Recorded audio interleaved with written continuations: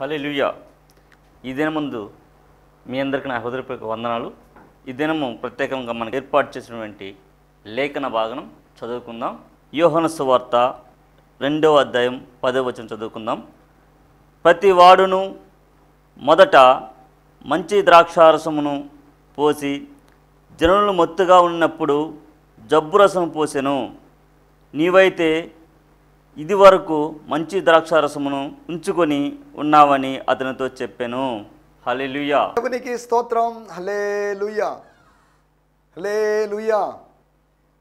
మన ప్రభువును రక్షకుడును మన కొరకు ప్రాణం పెట్టి తిరిగి లేచి మన కొరకు త్వరగా తిరిగి రాబోతున్నటువంటి నజరేయుడైన యేసుక్రీస్తు నామములో మీ అందరికీ ప్రత్యేకమైన వందనాలు. Praise the Lord. షాలోమ్, మారనాథా, వందనాలు. హల్లెలూయా. ఈ ఉదయ కాలంలో మీ వ్యక్తిగతమైన ధ్యానం ముగించుకున్నారనుకుంటున్నారు. ఇది చాలా ప్రాముఖ్యమైన విషయం. అప్పుడప్పుడు నేను నా సందేశానికి ముందుగా నేను అడుగుతున్నానంటే వ్యక్తిగతమైనటువంటి ధ్యానము, మెడిటేషన్ అనేది చాలా ప్రాముఖ్యమైన విషయం. యెహోవా ధర్మశాస్త్రమును దివారాత్రము ధ్యానించువాడు ధన్యుడు. ధన్యులుగా మారాలి, అన్యులుగా ఉండడానికి వీల్లేదు. మేము అన్యులం కాదు కదా, అన్యులు కాకపోయినప్పటికీ అన్యులేమో అన్నట్టుగా బతుకుతున్న వారు ఉన్నారు. మనం ఎప్పటికీ ధన్యులమే. స్తోత్రం. హల్లెలూయా. ఈ సమయంలో మనం దేవుని వాక్యాన్ని ధ్యానించుకుందాం. దయచేసి జ్ఞాపకం చేసుకోండి, శాంతి టీవీ నెల్లూరు అనేటువంటి ఛానల్కి సబ్స్క్రైబ్ చేసుకోండి. సబ్స్క్రైబ్ చేయడం ద్వారా నోటిఫికేషన్స్ వస్తాయి. అంతేకాకుండా యోహాను సువార్త సందేశాలు, నేను ఇచ్చేటువంటి సందేశాలు మాత్రమే వినాలని, నాతో వ్యక్తిగతంగా సంప్రదించాలని మీరు ఆశపడినట్లయితే జిఎంసి సంతోష్ నెల్లూరు, జిఎంసి సంతోష్ నెల్లూరు అనేటువంటి ఛానల్కి మీరు సబ్స్క్రైబ్ చేసుకోండి. మీ స్నేహితులకి, లేకపోతే మీరు మీ స్నేహితులను కలిగి ఉన్నటువంటి ఆ గ్రూప్స్లో వాటిని లింక్స్ పెట్టాల్సిందిగా కోరుతున్నాను. కొంతమంది సబ్స్క్రైబ్ చేసుకున్నట్లయితే బాగుంటుంది, నోటిఫికేషన్లు వస్తాయి. తద్వారా ఆ సందేశాలు మీరు మీ తీరిక సమయాల్లో ప్రతిరోజు ఉదయం 8 నుంచి 8:30, సాయంత్రం 4 నుంచి 4:30 వరకు, శనివారం మాత్రం 3:30 నుంచి 4 గంటల వరకు ప్రసారం అవుతున్న శాంతి టీవీలో, శాంతి టీవీ అందరికీ అందుబాటులో లేదు కానీ యూట్యూబ్లో అందరికీ అందుబాటులో ఉంది. స్ట్రీమింగ్ జరుగుతుంది అనగా ఉదయం 8 గంటలకి శాంతి టీవీలో, ఇక్కడ లోకల్గా వచ్చే టైంలోనే యూట్యూబ్లో మీరు చూడొచ్చు దాన్ని. ప్రభు కృపను బట్టి నెల్లూరు జిల్లా, చిత్తూరు జిల్లా, ప్రకాశం జిల్లాలో కొన్ని ప్రదేశాల్లో ఈ కార్యక్రమాలు వస్తున్నాయి. రాబోయే రోజుల్లో ఈ ఛానల్, లోకల్ ఛానల్ నుంచి శాటిలైట్ ఛానల్ వరకు స్థాయికి ఎదగాలని, దేవుడు అలా ఆశీర్వదించాలని ప్రార్థించాల్సిందిగా మిమ్మల్ని ప్రేమపూర్వకంగా కోరుతున్నాను. యూట్యూబ్లో చూస్తున్నటువంటి ప్రియులకి కామెంట్ సెక్షన్లో కామెంట్స్ పెట్టండి. కేవలం లైక్లు కొట్టడం మాత్రం, లైక్స్ కొట్టండి, కామెంట్లు పెట్టండి, ఆమెనని చెప్పండి. ఏదైనా మీరు విభేదించే విషయాలుంటే దయచేసి మీరు మాతో పంచుకోవాల్సిందిగా మిమ్మల్ని ప్రేమపూర్వకంగా కోరుకుందాం. సామరస్యంగా మాట్లాడుకుందాం. రండి మన వివాదములు తీర్చుకుందామని సృష్టికర్త తన ప్రజలను పిలిచినట్లుగా అలా నేను పిలుస్తున్నానని కాదు, ఆయన అలా పిలిచినప్పుడు నేను ఒక తోటి సేవకునిగా, మీ సహోదరునిగా,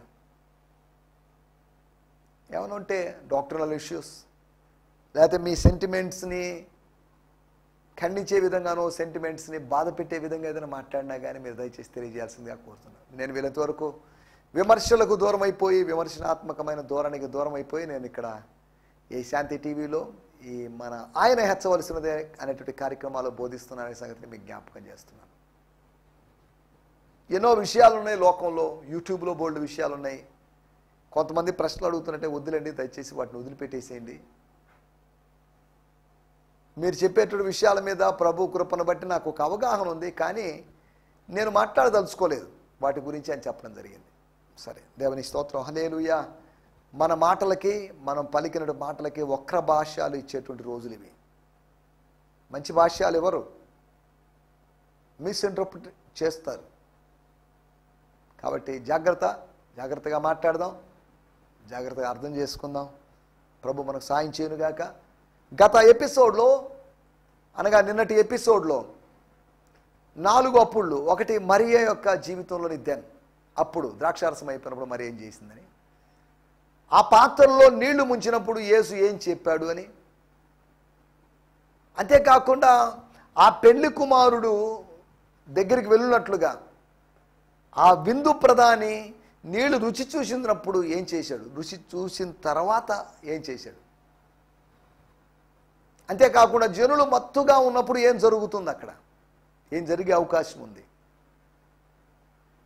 అనగా పెళ్ళిళ్ళకి వెళ్ళినా కానీ వీళ్ళు మత్తులైపోతున్నారు, ఇంట్లో మత్తులైపోతున్నారు, వెలుపల మత్తులవుతున్నారు, స్నేహితుల దగ్గర మత్తులైపోతున్నారు, మత్తు ప్రపంచంలో మునుగుతున్నటువంటి ప్రజలు.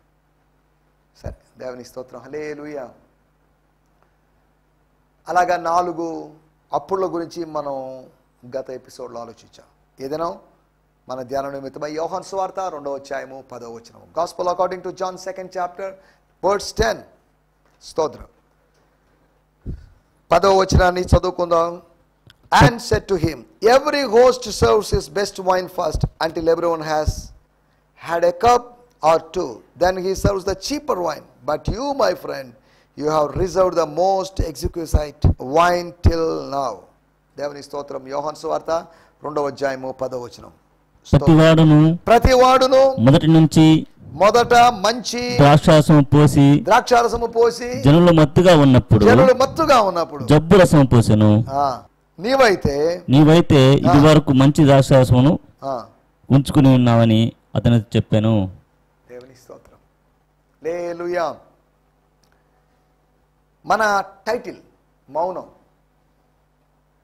ఏంటి మౌనం ఏంటి? మన టైటిల్కి లేదా మనం చదువుకునే మూలవాక్యానికి మౌనానికి సంబంధం ఏంటి? గత ఎపిసోడ్లో మనం 4 అప్పుళ్ళు గురించి మాట్లాడుకున్నట్లుగా ఈ ఎపిసోడ్లో లేకపోతే ఈ వాక్య భాగాల నుంచి యోహాను సువార్త 2వ అధ్యాయం నుంచి 4 మౌనాల్ని 4 సైలెన్సెస్ని మీ ముందుకు తీసుకొని రావాలనుకుంటున్నాను. 4 మౌనాలు. అందరూ మౌనంగా ఉండరు. మాట్లాడాల్సిన సమయంలో మౌనంగా ఉండడం అనేది సమంజసం కాదు. మాట్లాడడానికి సమయం ఉంది, మౌనంగా ఉండడానికి సమయం ఉంది. దేనికి తగిన సమయము దానికి ఉంది. మౌనంగా ఉంటే కొన్నిసార్లు చేతగాని వారిగా ఎంచుతారు. మౌనంగా ఉంటే అది ప్రమాదకరం కూడా. కొన్నిసార్లు మాట్లాడాలి. దేవుడు మనకు నోరిచ్చింది మాట్లాడడానికి, అలాగని పిచ్చి పిచ్చిగా అవి ఇవి మాట్లాడడానికి కాదు. కాబట్టి జాగ్రత్తగా మెలుగుదాం. మన మౌనం ఎదుటి వ్యక్తికి అపార్థాన్ని కలిగించే అవకాశం ఉంది. ఎందుకు మౌనంగా ఉన్నాడు, ఎందుకు సైలెంట్ అయిపోయాడు, ఏదో తప్పు చేస్తున్నాడు కదా, అందుకనే కదా, ఏదైనా మాట్లాడవచ్చు కదా, ఏదైనా చెప్పొచ్చు కదా అని అంటారు. సరే, మనం ఇక్కడ ఆలోచిస్తున్న మాట 2వ అధ్యాయము 10వ వచనంలో మనం చదువుకున్నాం. ఇదివరకు నువ్వు మంచి ద్రాక్షారసము ఉంచుకొని ఉన్నావని అతనితో చెప్పగా, అతనితో చెప్పాను. అతని స్పందన చూడండి, నో కామెంట్ అన్నట్టుగా. తనకే అర్థం కాలేదు, తానే షాక్లో ఉన్నాడు. ఏంటిదంతా, ఏం జరుగుతుంది ఇక్కడంతా? ద్రాక్షారసం ఎప్పుడైపోయింది? ద్రాక్షారసం మళ్ళీ ఎలా వస్తుంది? ద్రాక్షారసం అయిపోయిందని మరియమ్మ సిస్టర్ గారు, మరియమ్మ ఆంటీ గారు చెప్పడం విన్నాను. ఆల్ ఆఫ్ సడన్గా ద్రాక్షారసము, ఆమెకు పొరపాటు జరిగిందా? ద్రాక్షారసం ఉందా లేదా, సరిపోతుందా లేదా, అయినా ఎక్స్ట్రాగా వచ్చినట్టుందే. ఏంటి ద్రాక్షారసం?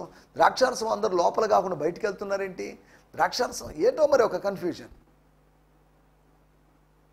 ఇది యెహోవా వలన జరిగిన కార్యము, ఇది మన కనులకు ఆశ్చర్యం. మేము అవునని కానీ కాదని కానీ చెప్పలేము. అది దేవుడు కార్యం చేస్తే మానవుడు నిరుత్తరుడుగా మారతాడు. 4 మౌనాల గురించి మనం ఆలోచించుకోబోతున్నాం. మొట్టమొదటి మౌనం పెళ్లి కుమారుని మౌనం, the silence of the bride groom. కారణం ఏంటి? మౌనాలకు కారణం ఏంటి? తలదించుకొని అవమానానికి గురయ్యాడని కాదు. ఒకవేళ అతని స్థానంలో నేను కానీ ఉంటే, ఆ పెళ్లి కుమారుడి స్థానంలో నేను కానీ ఉంటే అని చెప్పి, okay thank you uncle, thank you brother, thank you sir అని అని ఉండేవాడిని. వీడు అది కూడా చెప్పలేని పరిస్థితుల్లో ఉన్నాడు. చెప్పాడో లేదో మరి చెప్పిండొచ్చు, కానీ లేఖనంలో ప్రస్తావించలేదు. పరిశుద్ధాత్ముడు ఎందుకు ప్రస్తావించలేదు? అతని మౌనానికి కారణం ఏంటి? అతనికి అర్థం కాకపోవడాన్ని బట్టి కలిగిన మౌనం. పరిస్థితులు అర్థం కానప్పుడు మౌనాన్ని పాటించాలి. మనకు తెలిసినట్టుగా తెలియకుండా ఏది తొందరపడి మాట్లాడడానికి వీల్లేదు. ఇది నాకు అర్థం కాలేదండి, ఇది నాకు తెలియదండి, ఇది ఎలా జరిగిందో నాకు తెలియదు. ఇప్పుడు ఏం మాట్లాడగలడు? అవునండి, ఎందుకు అలా ఉంచుకున్నావు అంటే మళ్ళీ ఇంకో ప్రశ్న అడిగితే సమాధానం చెప్పలేని పరిస్థితి అంది. ఎక్కడి నుంచి తెచ్చావు ఇంత ద్రాక్షారసం అంటే చెప్పలేని పరిస్థితి. 6 రాతి బాణలు నిండా ద్రాక్షారసమా? నీకు పిచ్చి ఏంటయ్యా బాబు? నీళ్ళు ఉంచాల్సినటువంటి బాణల్లో ద్రాక్షారసం పోసారంటే అసలు ఏంటి? ఈ కాస్ట్లీ ఏంటి? ఈ లగ్జరస్ సర్వింగ్ ఏంది? ఇంత ఘనంగా జరిగిందా పెళ్ళి? పెళ్ళి జరుగుతుంది అనుకున్నాం కానీ మరీ ఇంత ఘనం ఏంటి? ఇంత దారుణంగా ఖర్చు పెట్టడం ఏంటి? దేవునికి స్తోత్రం, హల్లెలూయా. ఎవరు ఊహించని విధంగా విందు కార్యక్రమం జరిగింది. ఎంతమంది తిన్నారో లేదో మరి మనకు తెలియదు, ఎంతమంది తాగారో లేదో మరి మనకు తెలియదు, వాటిలోకి మన లేదు. దేవునికి స్తోత్రం, హల్లెలూయా. మొట్టమొదటి విషయం, అర్థం కాకపోవడాన్ని బట్టి పెండ్లి కుమారుని యొక్క మౌనం. ఒకటి, పెండ్లి కుమారుని మౌనం. కారణం ఏంటి? అర్థం కావడం లేదు. ఏం చెప్పాలి? He has no answer. దేవుడు కార్యం చేసినప్పుడు నీ దగ్గర ఆన్సర్ లేకపోవచ్చు. ఒకటి, పెండ్లి కుమారుని మౌనం. రెండవది, యోహాను సువార్త 2వ అధ్యాయము 16వ వచనం. 2వ అధ్యాయము 16వ వచనం. పావురాలు అమ్మే వాళ్ళతో వీటిని ఇక్కడి నుంచి తీసుకొని పోండి, నా తండ్రి ఇల్లు వ్యాపారపు ఇల్లుగా చేయకుడి అని చెప్పాను. దేవునికి స్తోత్రం. నేను చదువుతున్నాను. And he told the merchants, get this things out of here, don't you dare commercialise my father's house. ఏంటిది? Stop this business.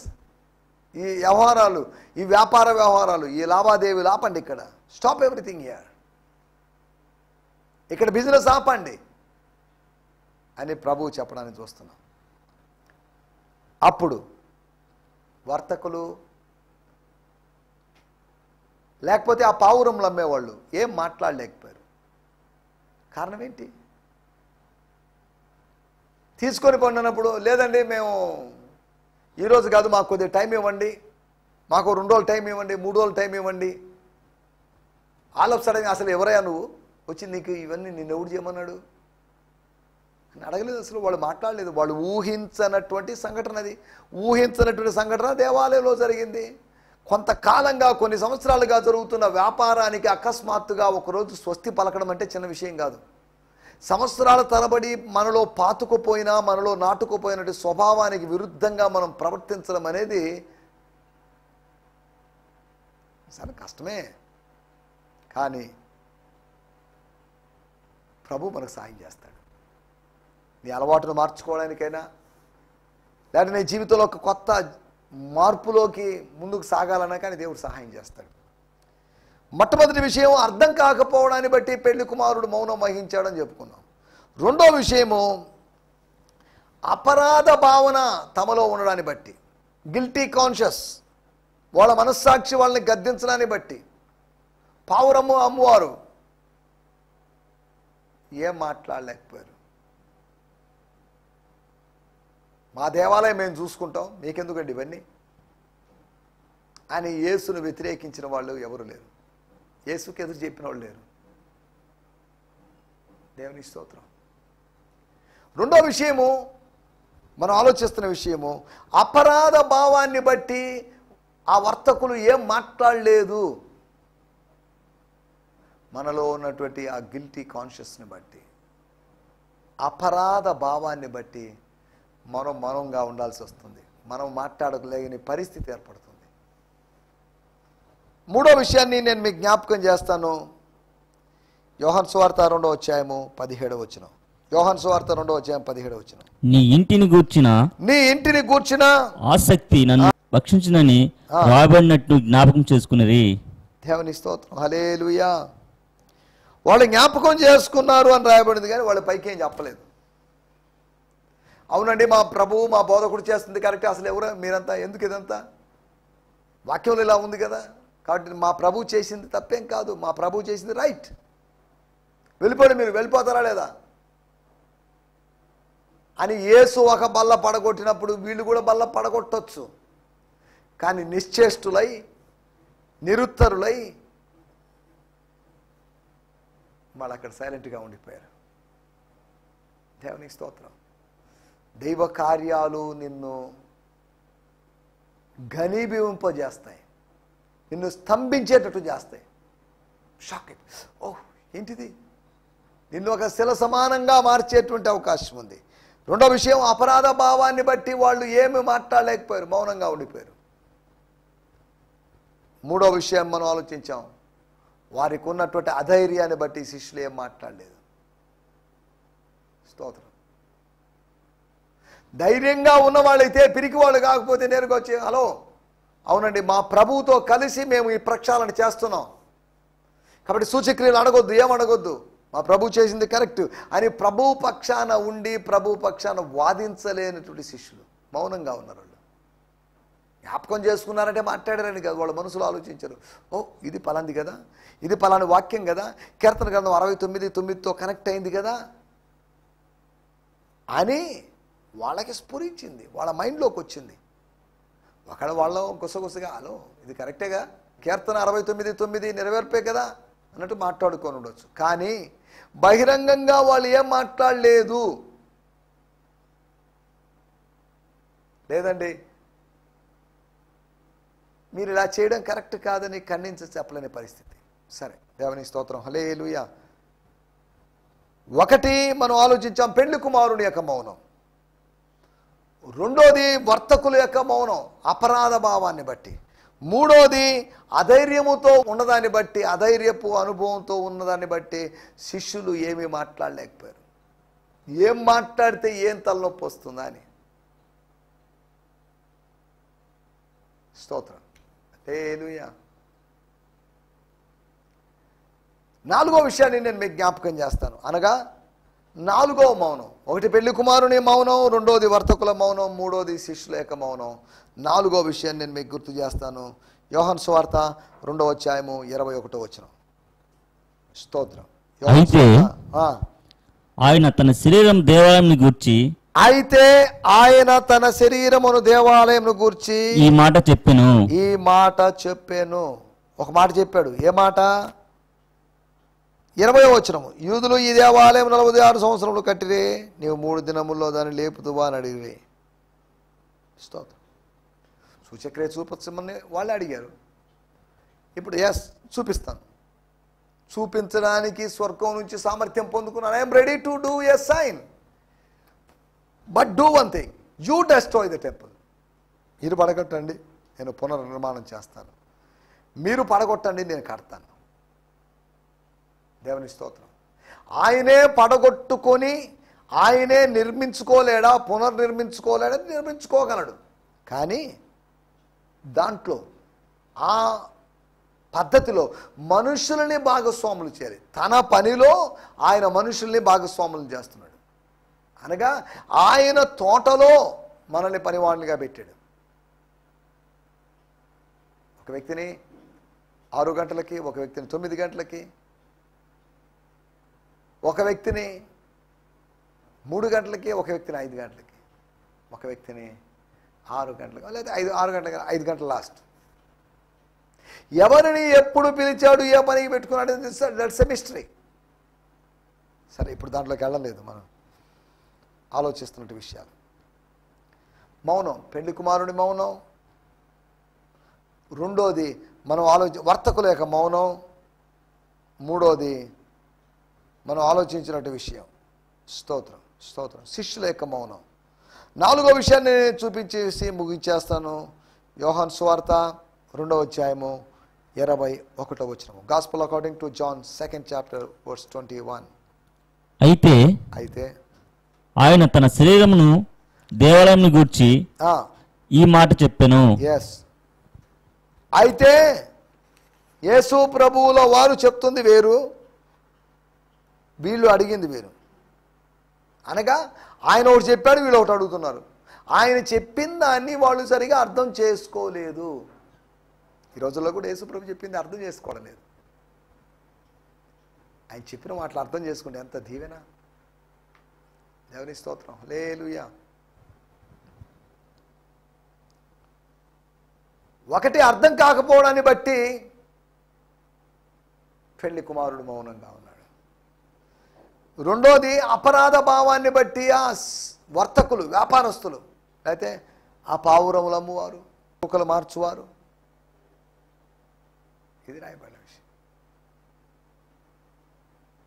మూడో విషయం మనం ఆలోచించిన విషయం, శిష్యుల యొక్క మౌనం కూడా బాధాకరంగా ఉంది. ప్రభు ఇంత మాట్లాడుతూ ఇంత చేస్తున్నప్పుడు ఈ దేవాలయం శుద్ధీకరించబడాల్సింది మీ హృదయాలే అని కానీ అసలు ఒక్క మాట కూడా మాట్లాడలేకపోయారు. నోరు తెరవలేని పరిస్థితి. దైవ సన్నిధిలో కొంతమంది నోరు తెరవరు. కుళాయిల దగ్గర అక్కడో ఇక్కడో మాత్రం వాళ్ళ నోర్లు ఎంత పెద్దయో అప్పుడు అర్థమవుతాయి. శిష్యులకి ప్రభువుతో స్వాతంత్రం ఉంది, ప్రభువుని వెంబడిస్తున్నారు. కానీ చూడండి పరిస్థితి. నాలుగో విషయం నేను మీకు గుర్తు చేస్తున్నాను. యోహాను సువార్త 2వ అధ్యాయం 21వ వచనం. స్తోత్రం స్తోత్రం స్తోత్రం. అయితే ఆయన తన శరీరమును దేవాలయంని గూర్చి ఈ మాట చెప్పెను. దేవుని స్తోత్రం. ఈ మాట ఎవరికి అర్థమైంది?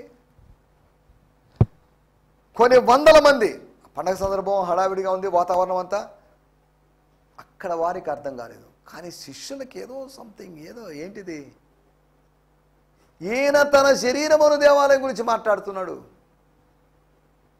ఏమయ్యా ఏంటి ఆ పిచ్చి ప్రశ్నలు ఏంటి? 46 సంవత్సరాలు కట్టారు, ఎన్ని సంవత్సరాలు కట్టాడని ఆయన అడిగాడే ఏంటి? మనమే ఇన్ఫర్మేషన్ ఇచ్చుకుంటాం మన మినిస్ట్రీ గురించి, పరిచర్య గురించి, లేకపోతే మన సంఘం గురించి.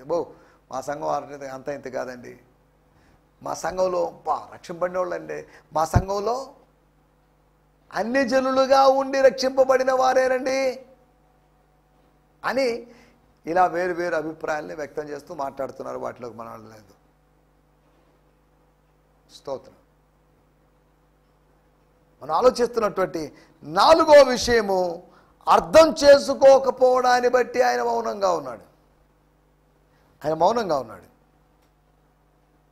ఏం మాట్లాడలేదు. ఆయన మితభాషి. అలాగని సుదీర్ఘమైన ప్రసంగాలు చేయలేదంటే చేశాడు. సుదీర్ఘమైన ప్రసంగం అంటే, సుదీర్ఘమైన ప్రార్థన అంటే మత్తయి 5, 6, 7 అధ్యాయాలు కొండ మీద ప్రసంగం మాత్రమే సుదీర్ఘమైనది. 3 అధ్యాయాలు ఉంది. మిగతావన్నీ ఒక అధ్యాయంలోనే పరిమితం అయిపోయినాయి. స్తోత్రం. ఇక్కడ ఆలోచిస్తున్నట్టు విషయాలు, ఎలాంటి పరిస్థితుల్లో మీరు మాట్లాడుతున్నారు, ఎలాంటి పరిస్థితుల్లో మౌనంగా ఉన్నారు? ఒకటి మనం ఆలోచించినట్టు విషయము, అర్థం కాకపోవడాన్ని బట్టి ఆ పెళ్లి కుమారుడు మౌనం వహించాడు. సాధారణంగా వేదిక మీద ఉన్నట్టు కొంతమంది యాక్టివ్గా ఉండేటువంటి పెళ్లి కుమారుడు తమ పక్కన ఉన్న పెళ్లి కుమారుతో మాట్లాడుతూనే ఉంటారు. వేదికల మీదకి ఎక్కినప్పుడు, దేవుని మందిరానికి వచ్చినప్పుడు పక్కన వాళ్ళతో మాట్లాడద్దు, పక్కన వాళ్ళతో మాట్లాడడానికి ప్రయత్నం చేయొద్దు. ఎవరిని పలకరించొద్దని కాదు, దేవుని మందిరానికి వచ్చినప్పుడు ఆ పనే చూసుకోవాలి. మనం ఎక్కడికి వెళ్ళామో ఆ పని చూసుకోవాలి, కానీ అనవసరమైన పనులు చేసుకోకూడదు. అర్థం కాకపోవడాన్ని బట్టి మారు, లేకపోతే పెళ్లి కుమారుడు. రెండోది అపరాధ భావాన్ని బట్టి వర్తకులు. అసలు మిమ్మల్ని ఎవరు చేయమన్నాడు? ఇది అసలు ఇక్కడ వ్యాపారం స్టాల్స్ పెట్టమని ఎవరన్నారు? ఈరోజు కూడా మన సంఘాల్లో పరిస్థితులను బట్టి, ఒక ఆరాధన సమయాన్ని బట్టి దేవుడు అడిగితే ఏం చెప్తాం? అసలు ఈ బుక్స్ ఎవరు పెట్టమన్నారు? ఈ సీడీలు ఎవరు పెట్టమన్నారు? ఈ పెన్ డ్రైవ్లు ఎవరు పెట్టమన్నారు? ఈ క్యాప్లు ఎవరు పెట్టమన్నారు? ఈ రిస్టులకు వేసుకున్నటువంటి ఆ బ్యాండ్స్, అయితే రిస్ట్ బ్యాండ్స్, ఇవన్నీ అమ్ముడు చేయమని లేకపోతే అమ్మమని ఎవరు చెప్పారు? అమ్ముకోవడానికి లోకం లేదా? అమ్ముకోవడానికి సంత వీధులు లేవా? ఎందుకు దేవుని మందిరంలో అమ్మకం చేస్తున్నారు? స్తోత్రం. మనం ఆలోచిస్తున్నట్టు విషయం. ఆయన ప్రశ్నిస్తున్నప్పుడు బహుశా ఇలా తలలు దించుకోండొచ్చు. ఉండండి, మా యాజకులకు తెలియజేస్తాం, మా యాజకులను పిలిపిస్తాం. హలో ఆపండి, యాజకులు వచ్చేదాకా మీరు కూడా ఏం చేయొద్దు. సరే మీరు అన్నట్టు వ్యాపారం ఆపేస్తాంలేండి అని కూడా వాళ్ళం లేదు. అక్కడ యాజకులు ఉన్నారో లేదో మరి మనకు తెలియదు. ఉండింటారు, ఎందుకంటే యాజకుల యొక్క ప్రోద్బలంతోనే అక్కడ జరుగుతుంది వ్యవహారం అంతా. ఖండించాల్సినటువంటి యాజకులు ఖండించలేకపోయారు. కొత్త మోడల్ ప్రకారం, కొత్త క్రమం ప్రకారం వచ్చినటువంటి యాజకుడైనటువంటి యేసు దాన్ని ఖండించాడు. వాళ్ళు చేస్తున్న పనుల్ని వాళ్ళ యాజకులు సమర్థిస్తున్నప్పుడు యేసు వాళ్ళని ఖండించాడు. దేవుని స్తోత్రం, హల్లెలూయా. అధైర్యంతో ఉండడాన్ని బట్టి శిష్యులు మౌనంగా ఉండిపోయారు. నాలుగోది, అక్కడున్న వారెవరు ఆయన్ని అర్థం చేసుకోలేదు, ఆయన కొటేషన్ అర్థం చేసుకోలేదు, ఆయన సూక్తిని అర్థం చేసుకోవడం లేదు. అందుకని ఆయన వాళ్ళతో దీన్ని లేపుదువా అని అడిగిన ప్రశ్నకి అనంత జ్ఞాని అయినటువంటి దేవుని కుమారుడు ఏం మాట్లాడలేదు. దేవుని స్తోత్రం. ఆయన కావాలనే మౌనంగా ఉన్నాడు. పెళ్లి కుమారుని యొక్క భౌతికమైన పెళ్లి కుమారుడు ఒక మౌనం, ఆత్మ సంబంధమైన పెళ్లి కుమారుడైనటువంటి యేసు యొక్క మౌనం, అంతేకాకుండా వర్తకుల యొక్క మౌనం, శిష్యుల యొక్క మౌనం, 4 మౌనాల గురించి మనం ఆలోచించాం. దయచేసి తలలోంచండి, కలుపుసుకోండి, చిన్న ప్రార్థన చేసుకుందాం. స్తోత్రం. పరిశుద్ధులైన మా దేవా, మీరు మాకు వినిపించిన మాటల కొరకే మీకు మనం చేస్తున్నాం. మౌనానికి కారణాలు ఏంటని అర్థం చేసుకోకపోవడాన్ని బట్టి, అపరాధ భావాన్ని బట్టి అని, అంతేకాకుండా అర్థం చేసుకోకపోవడాన్ని బట్టి మీరు మౌనంగా ఉన్నారని, తమలో కలిగిన అపరాధ భావాన్ని బట్టి ఆ వర్తకులు మౌనంగా ఉన్నారు, అంతేకాకుండా అధైర్యాన్ని బట్టి మీ శిష్యులు మౌనంగా ఉన్నారని ఈ వాక్యం నుంచి మరి మాకు తెలుసుకోవడానికి మీరు సాయం చేసినందుకు మీకు వందనం చెల్లిస్తాం. స్తోత్రం, స్తోత్రం. నజరేయుడైన యేసుక్రీస్తు నామములోనే ప్రార్థించగలుగుతున్నాం తండ్రి. ఆమేన్, ఆమేన్, ఆమేన్. దేవునికి స్తోత్రం. మీ అందరికీ వందనాలు. ప్రభు మిమ్మల్ని దీవించును గాక. రేపు ఉదయ కాలపు ఎపిసోడ్లో కలుసుకుందాం. హల్లెలూయా. ఈ సందేశము మీకు ఆశీర్వాదకరంగా ఉందని నమ్ముచున్నాము. ప్రార్థనా అవసరతల కొరకు మమ్మల్ని సంప్రదించవలసిన మా చిరునామా గిద్యోన్ మిషన్ చర్చ్, 6వ వీధి, శాంతినగర్, నెల్లూరు 4, ఆంధ్రప్రదేశ్. పిన్ 524004.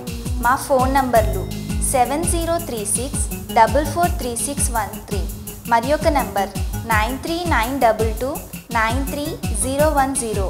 మా ఈమెయిల్ ఐడి gfihmi2015@gmail.com. దేవుడు మిమ్మును ఆశీర్వదించునుగాక. ఆమేన్.